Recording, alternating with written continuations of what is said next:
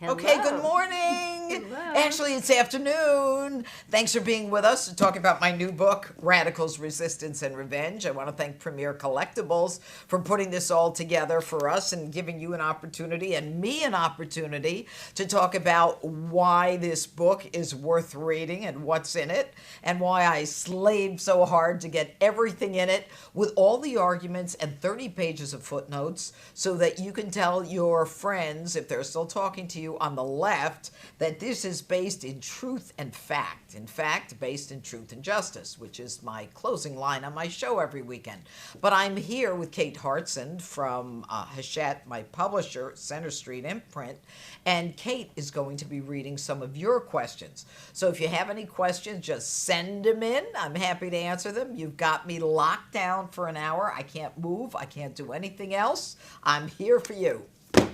Wonderful. Hit it, Kate. We're so excited. Your book just published yesterday. Yeah? And we're just so excited to be selling it so hard this week and to be here with the premier audience. So here's your first question from Jeanine.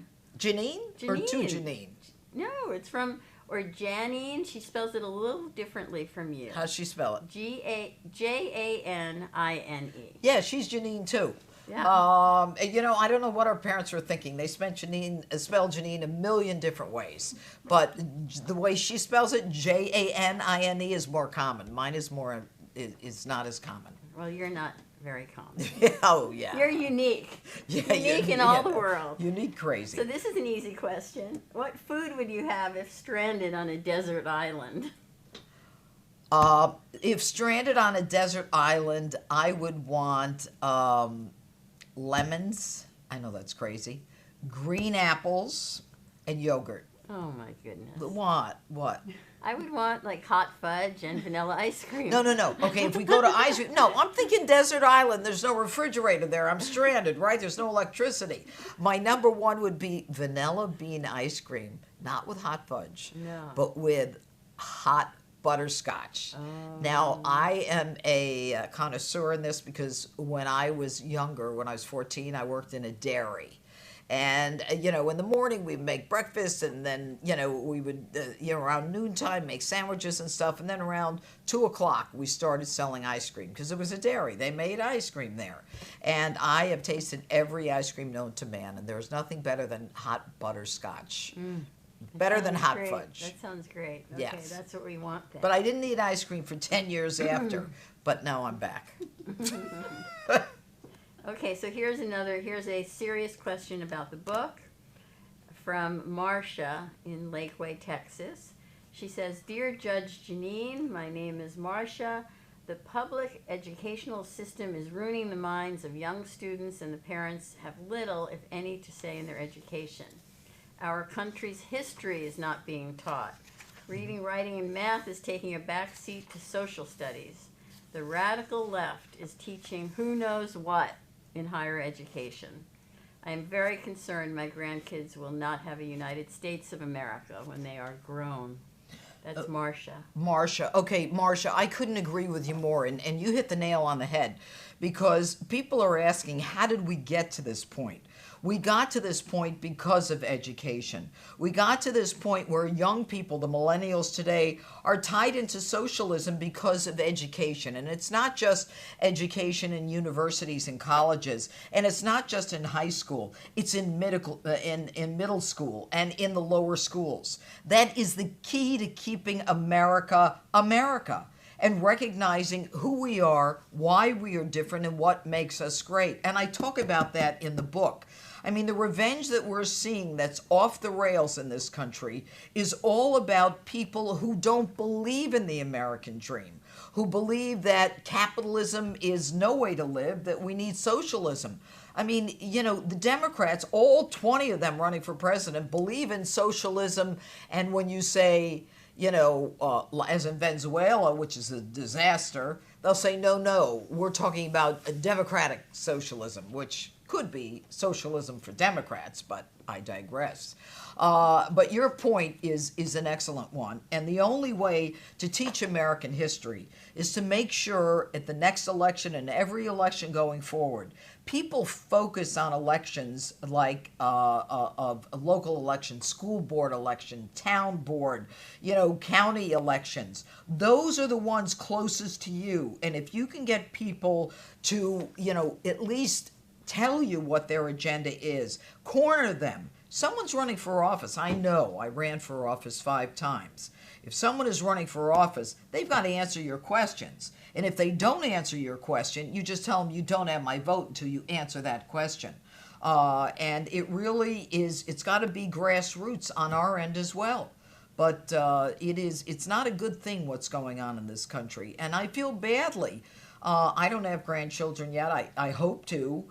But when I do, I want my grandchildren to know, that my dad fought in World War II. My grandfather fought in World War II. They fought so that we would have freedom of speech. You're from Texas. They fought so that we would have the Second Amendment and the ability to bear arms. They fought to make sure that we would have a system where we could work hard and gain the benefits of that hard work, as opposed to being told we have to give everything, not just to illegals who come here without invitation, but to everyone else who doesn't feel like working. Socialism is a disaster. And so you have to wonder why. It's because that's what the kids are being taught. But Marcia, I'm all with you. And if you read the book, I have a lot in there about socialism, and people who talk about how great it really is, it's not. Good. Okay, next from Matthew in Berlin, New Jersey. I'm a strong Trump supporter, but not that this will happen. But of all the Democrats running, which one would you be the least upset about? You're not going to be least upset about any of them if they got in. Let me tell you, I think they should all run against him. I would pay to watch Donald Trump debate I think they're down to 20 now. Now, I don't know, is Marianne Williamson out of this? I don't know. I think Marianne Williamson, I'm not sure if she's in or out, and I'm signing your books now, by the way.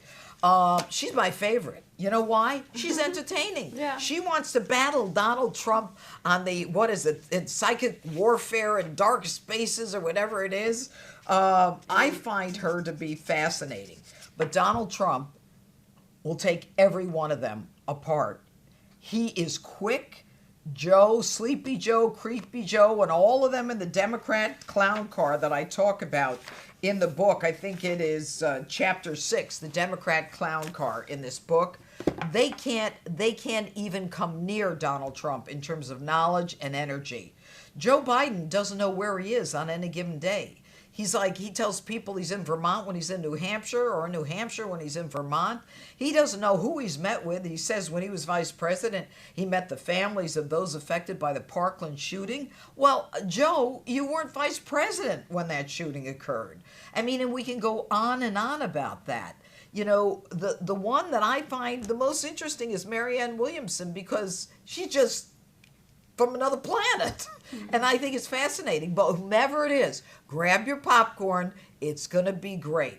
Because Donald Trump is a guy who is not only quick-witted, he is very smart, and he's very focused, and he's got the energy like I've never seen in any human being before. And I've known him, just so you know, I've known him for 30 years when my then husband was his lawyer. And I've flown on his plane when his kids were little and my kids were little, and we'd go to Florida because we had a house there as well. Donald Trump is a great father. He gets it. He gets it with his kids. He understands business. And he also understands that there has to be some authority, which is reflected now in the law and order stance that he took in 2016. And I never understood why he was so focused on law and order.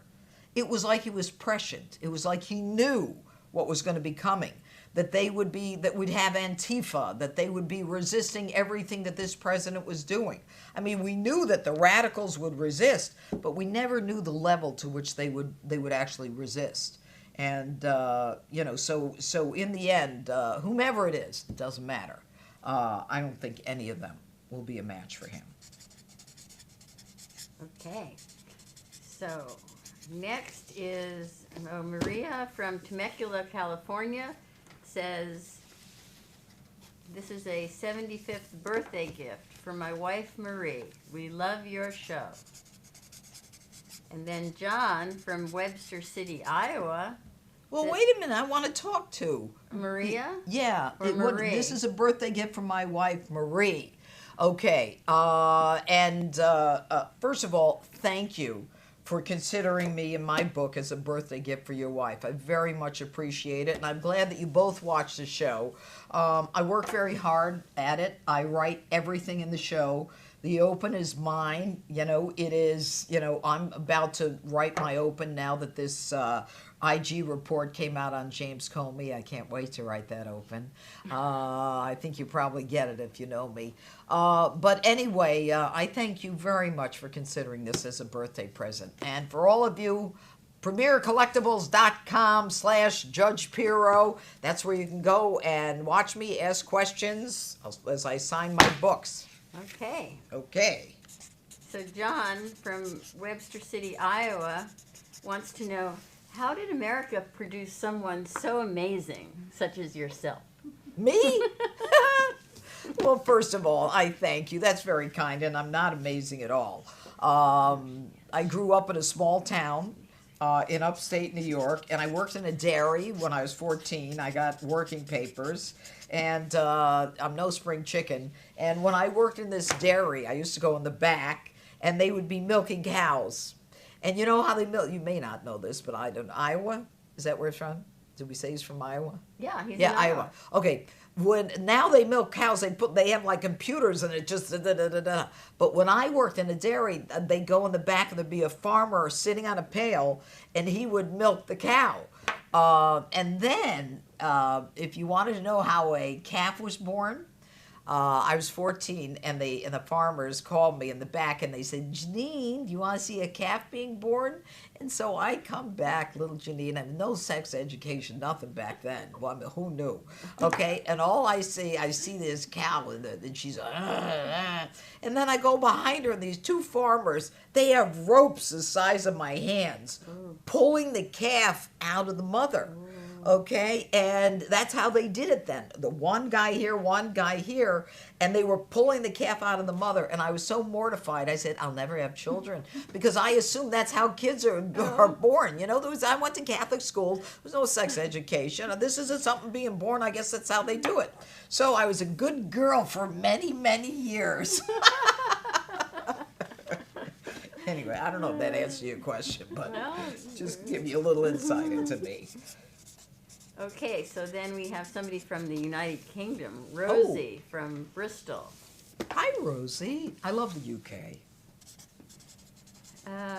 She was brought up in a very liberal socialist family, but now she's more conservative. She's had some physical abuse, unfortunately.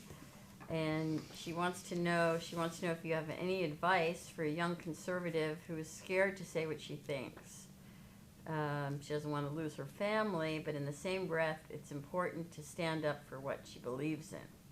That's a tough one. First of all, Rosie, my heart goes out to you. I spent 30 years as a prosecutor fighting for the underdog and the silent victims of crime. Physical abuse is not to be tolerated. I don't know what your situation is, but what I can tell you is that there are places that you can at the very least call. I don't know if it's recent, if it's going on now, or it's from the past, or if you're still in contact with whomever was doing that to you. I hope that you heal, and I hope that you're able to get past it and move forward. People do all the time.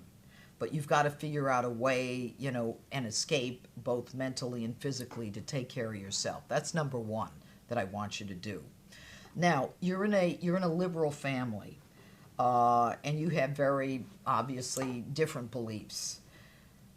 Sometimes it's important to say what you think, unless you think that you're going to suffer some kind of abuse because of it, or if it's going to create the kind of static that you don't want. You know, when you come home, I don't know if you work, I don't know if you go to school, I don't know what you do, but home should be a respite. That place in the world where someone can go and have some kind of peace and calm and tranquility. It's not worth having that fight if that's where, you know, you're trying to find the respite in your home. I've been on college campuses and I've had young kids scream at me and curse me out, and then, you know, within a few minutes come over and say, you know, I'm really a conservative, but I can't let you know this because, you know, my friends will never talk to me, my teachers won't give me a good grade, and, you know, you're not the only person going through this. Across the world, people are going through this. I was in Australia 3 weeks ago, I think. Is it still August? Yeah. Barely. Yeah, I'm really with the program here. And, you know, I heard a lot of the same kind of things where conservatives or Republicans, they're just not tolerated. And in this country, we've got a domestic terrorist organization that I talk about in the book, Antifa. Their whole gig is to get dressed up in ninja-type costumes, cover their faces, and go out and beat the hell out of people who are right-wing or conservatives. I talk in the book about ghosting conservatives, taking them off of Twitter and Facebook because of what they say, what they do, what they think. Here's the bottom line. You need to be in a safe place. You need to have peace and comfort. You don't need to fight the fight every day. But what you need to do is be true to yourself. Be true to that moral compass inside of you and make sure that you within that area are safe and that you hold true to what you believe in. All right? Fighting about this stuff doesn't matter. And the American people, to tell you about people who've been through a similar thing, many of them didn't dare say in 2016 and still to this day wouldn't dare say, I support Donald Trump. And they went to that ballot box and they voted for Donald Trump.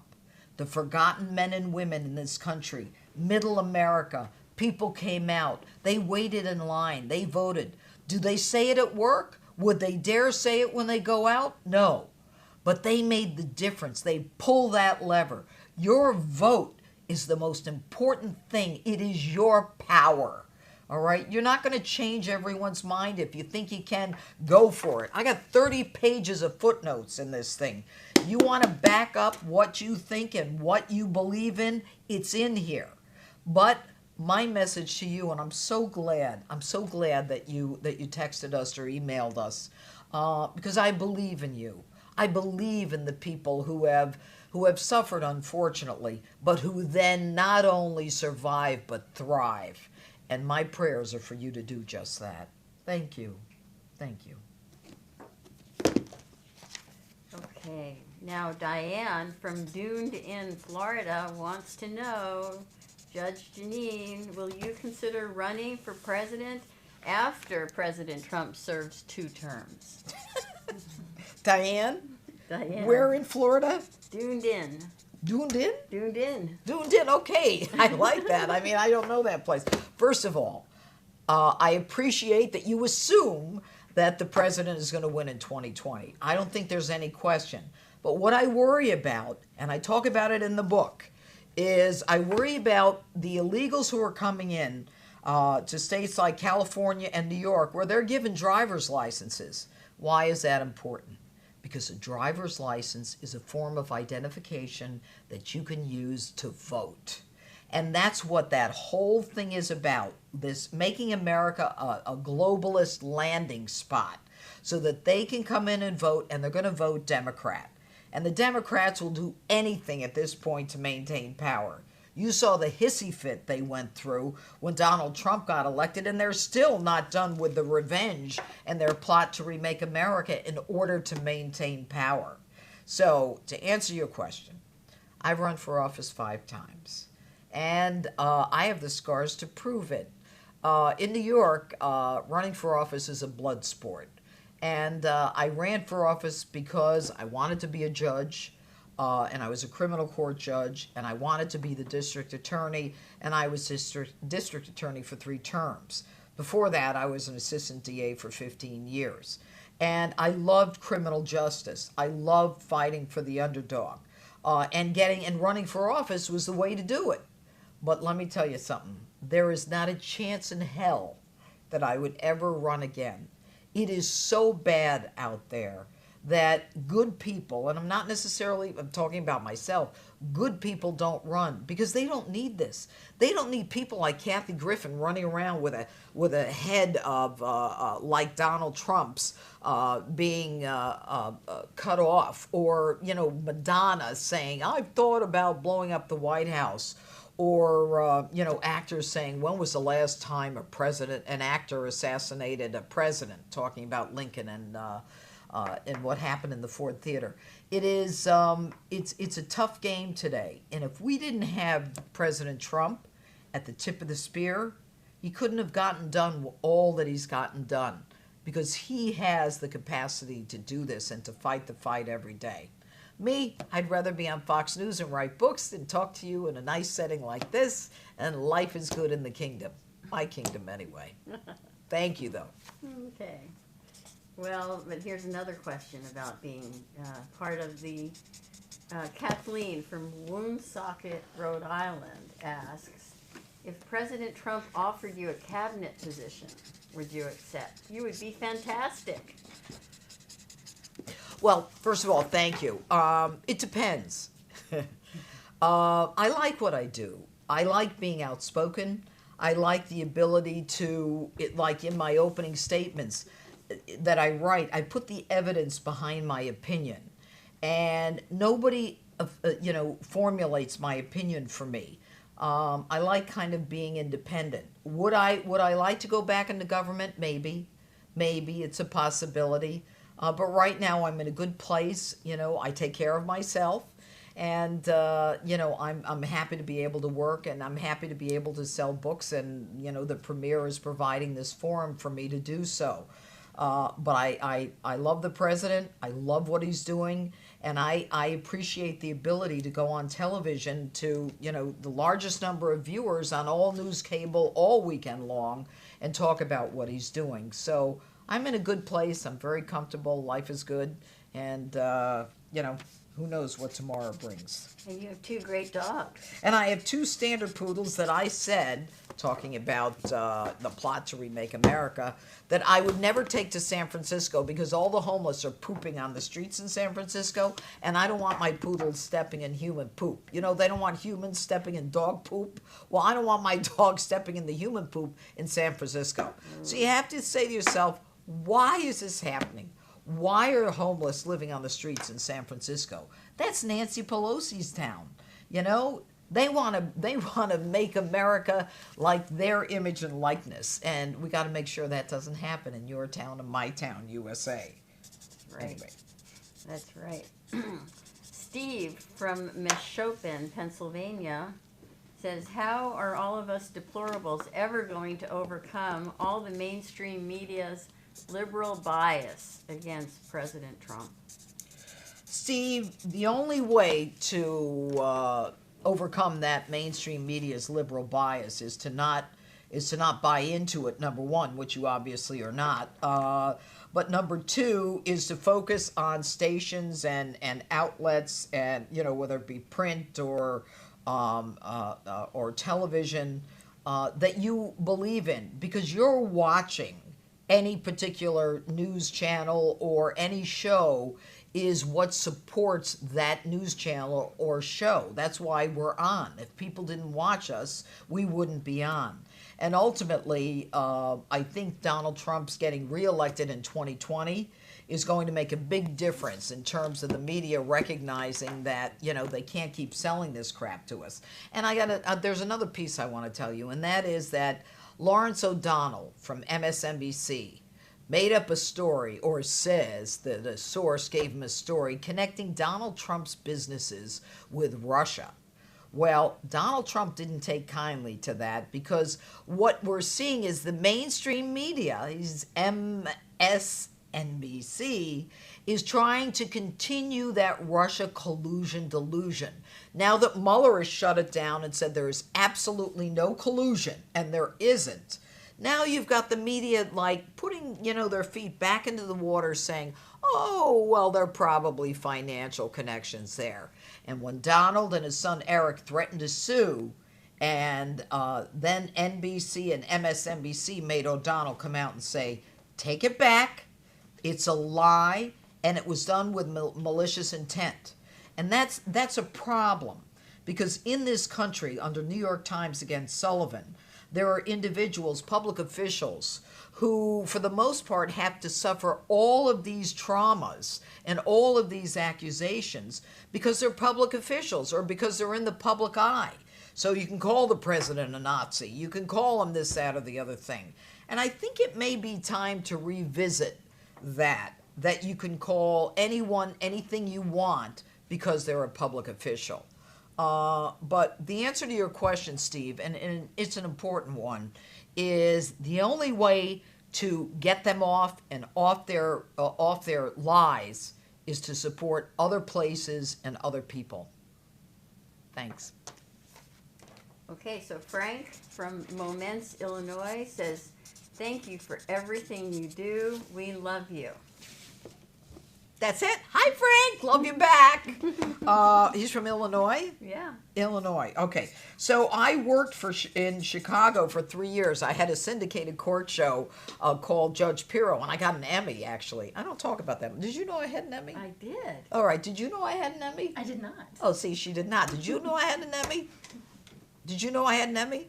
She said, I didn't know, and I don't care either. But I lived in Chicago, and it's beautiful. And I used to go on the South Side because there were a lot of senior citizens who were living in buildings on the South Side of Chicago. And I would call, or Warner Brothers, I worked for them, would call and say, you know, Judge Jeanine wants to come over and she wants to speak to the seniors because they'd have lunches and they'd want to, you know, they had someone on television. And I, from my DA days, I like to talk to seniors about the dangers, economic things, anyway. And the cops were like, we don't want to go to the South Side of Chicago. I said, I'm going to the South Side. So for several times they ended up coming, but they all had their Kevlar vests on, and for good reason. Chicago's a dangerous place, but a pretty city. But, you know, I just digressed off your whole question because you're from Illinois. Anyway, good to talk to you. Thanks, Frank. And then Bill from Tecumseh, Oklahoma says, oh, this is a good one. Do you foresee any indictments for what was done to POTUS? Well, today's the day, right? That's Frank. That's Bill from Tecumseh. Bill. Okay, Bill. So the Inspector General's report on Jim Comey comes out on the issue of the information that he had at his home and his handling of, yes, classified material. There was a referral to the Department of Justice against James Comey today within the last few hours. But just so you understand why this moves so quickly, is all the players got a copy of the report ahead of time. So the Attorney General got it from the Inspector General, and the Department of Justice, Bill Barr, said, we're not going to prosecute Comey for this. So you say to yourself, wait a minute, what's going on here? I want to explain it to you. Not that I know, I haven't spoken to anyone because it just happened a couple hours ago. I think that Bill Barr is saying this, although it is a violation of the law on Comey's part, and Comey is, you know, he's so sanctimonious. He's like, I don't need an apology, but, you know, a sorry now and then would be nice for the people, you know, who lied about me, which is a bunch of hogwash because the report makes it clear that he violated the law. But what Barr is doing by not indicting him is he's taking something that's not as significant in the scheme of things as what happened with the FISA court. When the IG report comes out on the lies that were submitted to the FISA court, lies that were bought and paid for by Hillary Clinton, money laundered through a law firm, and then money paid to a foreign agent to make up information about Donald Trump, which was then used as the basis for a FISA court warrant to spy on the presidential campaign of an opposing candidate. That's the big kahuna. And that's the one where I think they can say, look, we've been reasonable. We didn't go after you for this other stuff. But this, when it comes to the FISA court, is more serious. So I am hoping as you are. Do I have any information that you don't have? No. And if there are no indictments, I will be very unhappy. There is, unfortunately, a rule of law, and I don't like seeing a category of individual who is above the law, because no one's above it and no one's below it. And these arrogant, sanctimonious, condescending people that worked for Jim Comey, including himself, from Strzok and McCabe and the rest of them, they deserve some kind of consequence for what they did. And the fraction and the chaos that they caused in America, there's no way to get that back. They need to be held accountable. But we'll see. Here's a funny question from Andrew in Garden City, Michigan. He says, in appreciation for your loyalty, dedication, and support, the president grants you the power to send one, just one, slimy swamp critter to prison. To prison, who would it be? What do you think? Based on what I just said, who do you think is the one person I think belongs in prison? Yeah, You might say Jim Comey, because I just talked about him. that's right. No. Hillary Clinton. She ran a 501c3 alleged charitable organization, which was, in fact, an organized criminal enterprise running as a charitable organization. She had millions and millions coming in from all over the world. And yet, when she stopped and was defeated for president, the foundation basically shut down. Now, why would that be? Why? Because it was a pay for play. Because everything she did was with the goal of making sure that she was taking care of an elected president. You know, she sold 20% of America's uranium to a Russian-connected company. That uranium, of course, can be used to make a nuclear weapon. But in addition to that, uranium is used in making Molly-99, which is used for nuclear medicine. And in this country, we buy Molly-99, which I've used, they've used on me, and a lot of us for diagnosis and treatment of diseases, from cancer to heart disease. And we buy all that stuff from foreign countries. We don't make any of the Molly-99 in the United States, and that's wrong. It's a national security issue, and it's also it's a corruption issue, because she got $150 million, $145 million into her so-called charity, and her husband made $500,000 for a speech right after in a Kremlin-connected company, connected to the company that bought the uranium. So Hillary Clinton is long overdue to be prosecuted, and that she's gotten away with it is shocking. It is shocking to me, because I've spent my life in criminal justice. And, you know, when you violate the law, you've got to be prosecuted. You're no better than anyone else. And yet, there they are. The Clintons never had a business, never had anything. They're worth hundreds of millions of dollars. You want to tell me what that's from? It's not from being a United States Senator. It's not from being president. It's not from being the Secretary of State. It's from a lot more than that. And I'll let you figure it out. Well, tying into the Molly-99 conversation, Ivan from Mount Vernon, New York, says, just heartfelt gratitude for inspiring this stage 4 metastatic cancer loyal admirer, Trumper, and patriot to continue the tough fight every day. Well, first of all, thank you, and much luck and prayers to you. You know, cancer just took my mother a few months ago. It took my best friend about, I know it's still August, 6 weeks ago. And, you know, I had my share. I had it as well. I don't talk about it that much. I talk about it when I talk about Molly-99. Because we need to make that in the United States. It's what chemo, a lot of our chemo is made from.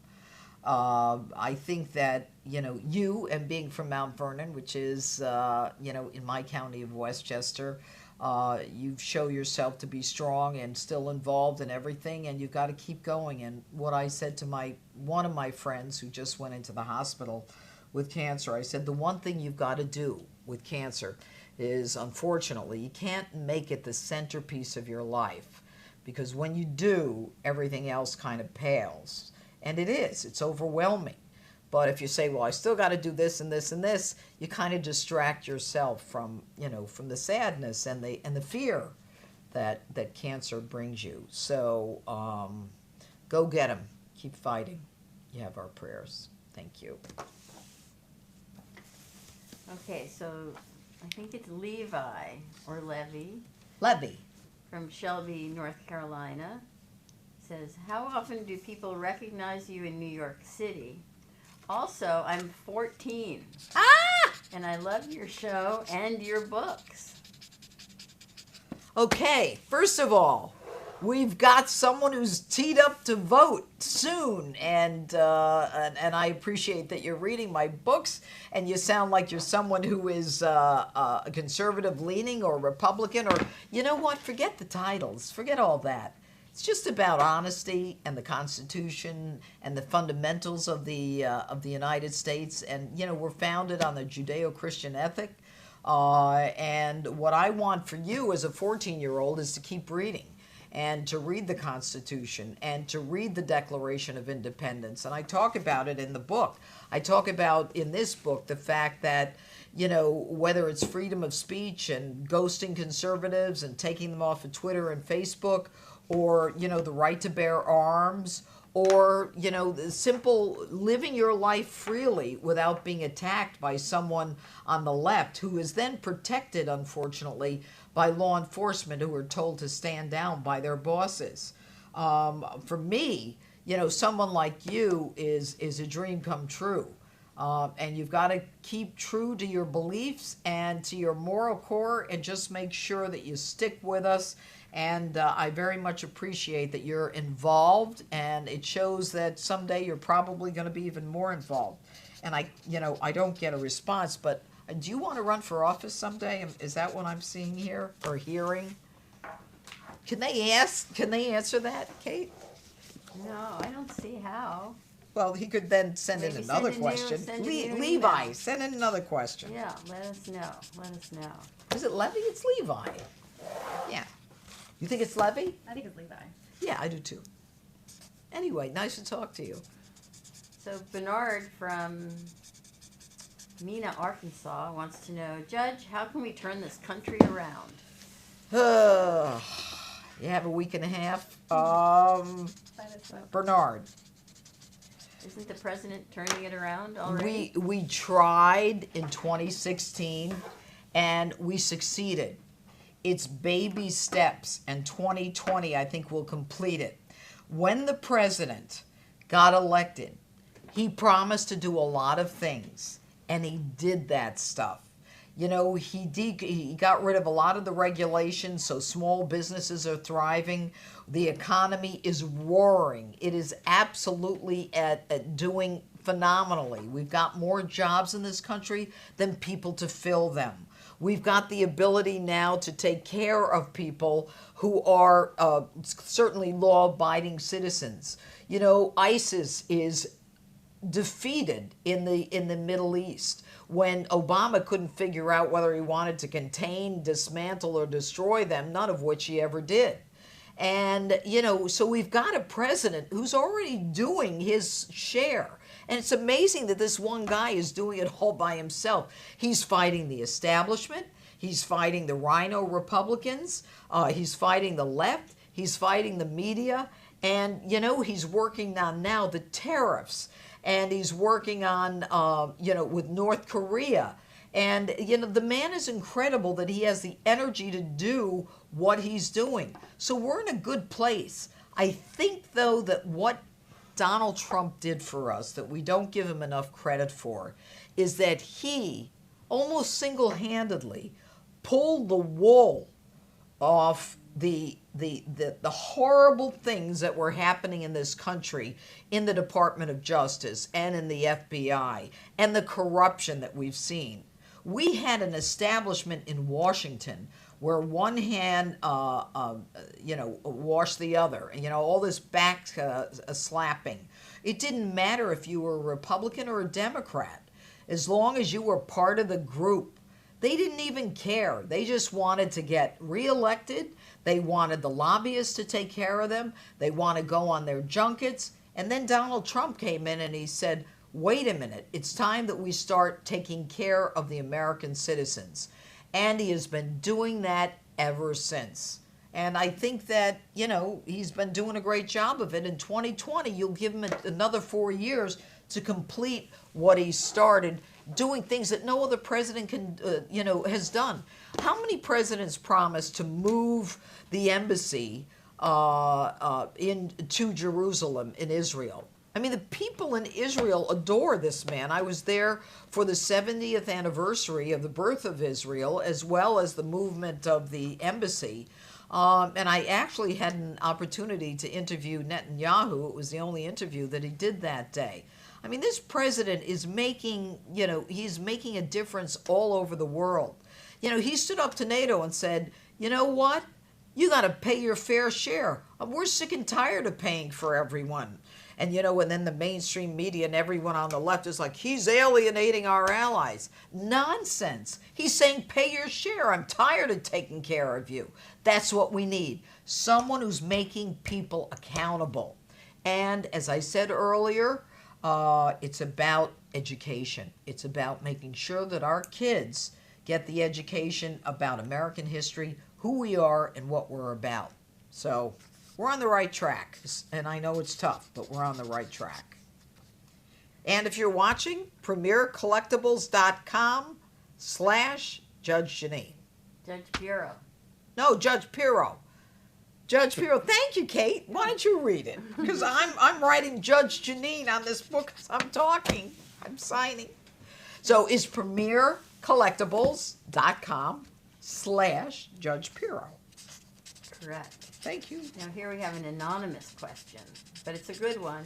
Okay. What occurred to spark your interest in politics? Well, what occurred to spark my interest in politics? Anonymous. Do we know what state it's from? No, from an anonymous state. Okay. It's real easy. When I was about 16, I went to work in the DA's office in Chemung County, in that small town in upstate New York where I was raised. And I was fascinated by the law, absolutely fascinated.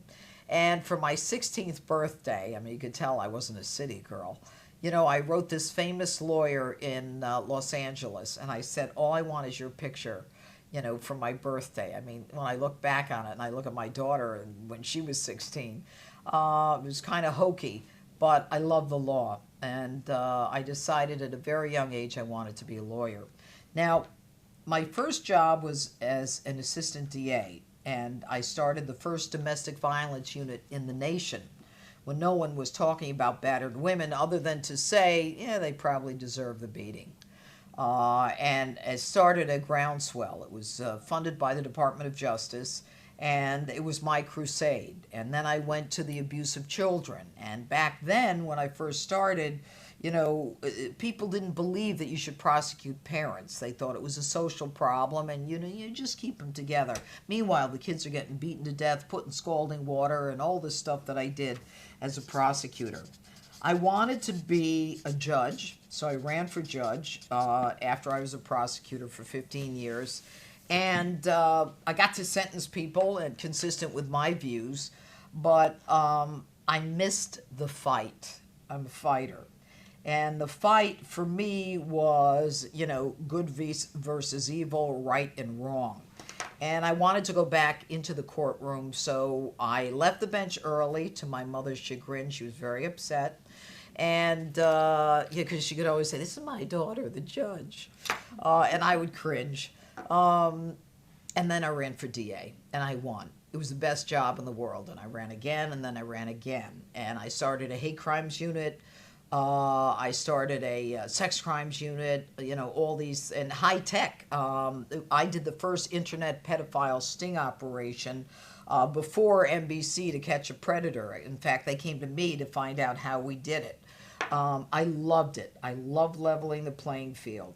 So the answer to your question was a long one. But how I got into politics was it was a means to an end so that I could get to those positions that I thought were important as district attorney, deciding the priorities of a couple hundred prosecutors and 50 investigators that worked for me.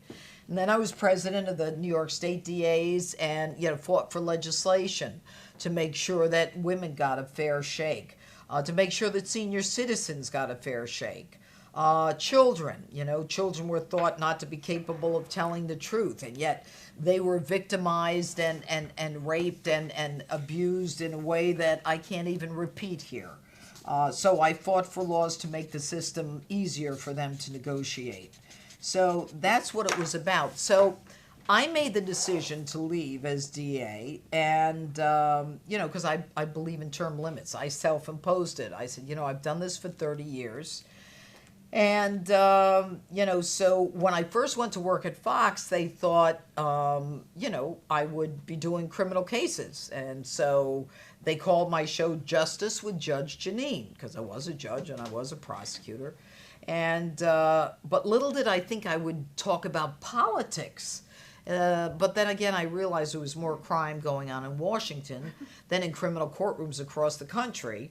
So I started my rants, and I haven't finished yet.